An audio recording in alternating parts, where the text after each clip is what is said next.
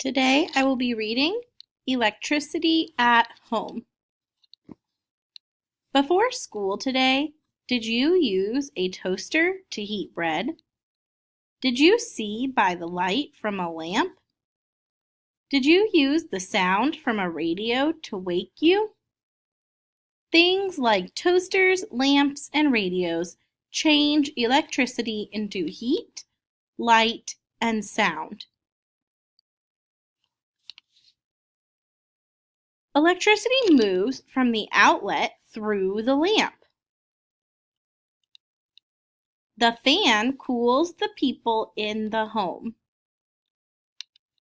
The electric stove cooks food.